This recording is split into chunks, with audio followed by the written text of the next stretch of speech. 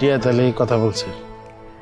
আমি তোমাকে ওহো সরি, আমি আপনাকে দাঁড়াও, আপনি করে বলতে হবে না।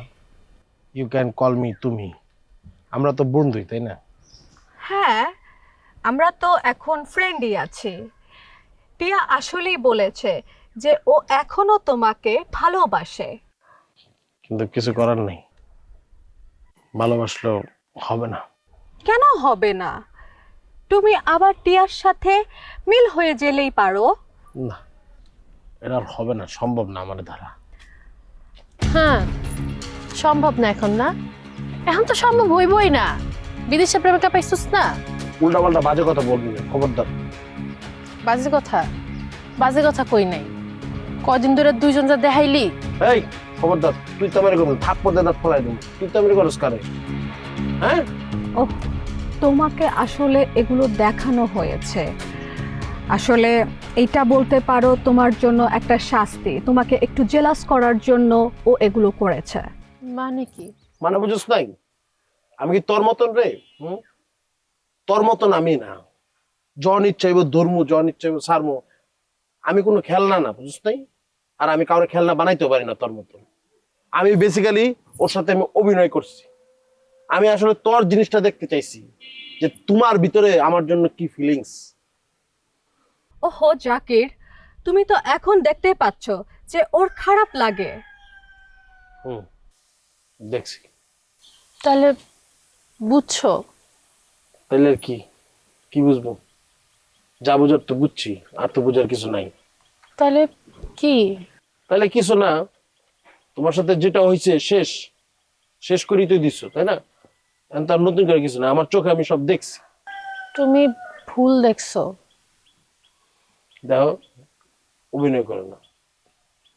আমি ভুল দেখলে ভুল দেখছি। আমার থাইরে চলে গেছো, মনে নাই? হ্যাঁ, আমি এতিম, এর লেগে ছেড়ে চলে গেছো তো। এখনো তো আমি এতিম। সাকির, আমি আমি রাগ করে কইছিলাম। রাগ করে কইছো, আর যেই যা করেই কইছো। বলছি তো আমার দোষটা কি আছিল। আচ্ছা, এগুলা বইলে এখন লাভ আছে? সেটাই তো, এগুলো বললে লাভ কি? কোনো লাভ নেই। আসলে এগুলো বলে লাভ নাই জাকির। ও তোমার সাথে সবকিছু ঠিক করতে চাচ্ছে, তুমি এখন সবকিছু ঠিক করে নিলেই হয়। না, চাকরির জীবন থেকে যা যায় সেটা আর ঠিক হয় না। ওর জন্য আমার যে ফিলিংস ছিল, এটা না আমার কাজ করবে না। কারণ ও আমার এই কলিজার মধ্যে দাগ দিয়ে দিছে, এই দাগ কখনো ওটা পসিবল না। ওহো জাকির, তুমি এইভাবে ভাবছো কেন? আসলে এখানে তো তোমার কোনো হাত নাই, তাই না? আল্লাহ যা চেয়েছে সেটাই হয়েছে। আর এইটাতে নিয়ে মন খারাপ করার কিছু নাই।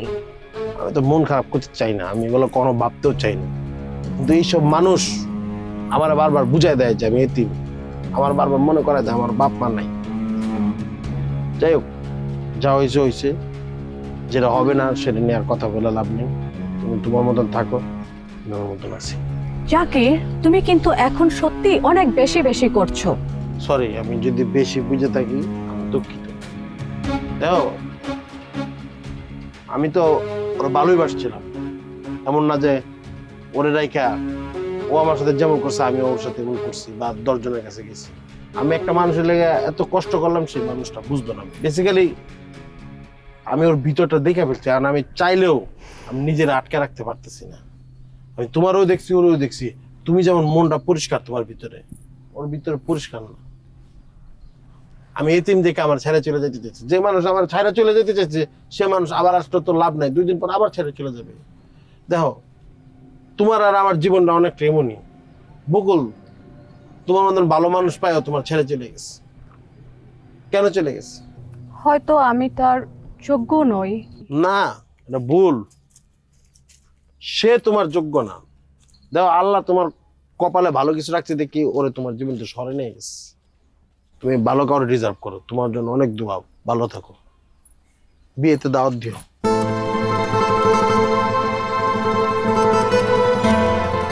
মন খারাপ করো না টিয়া, মন খারাপ করো না প্লিজ।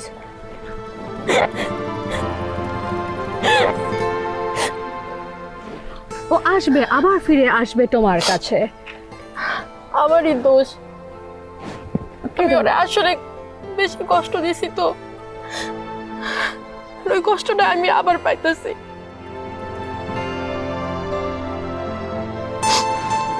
আল্লাহ ভরসা, দেখো সব ঠিক হয়ে যাবে। চলো বাড়িতে চলো। চলো।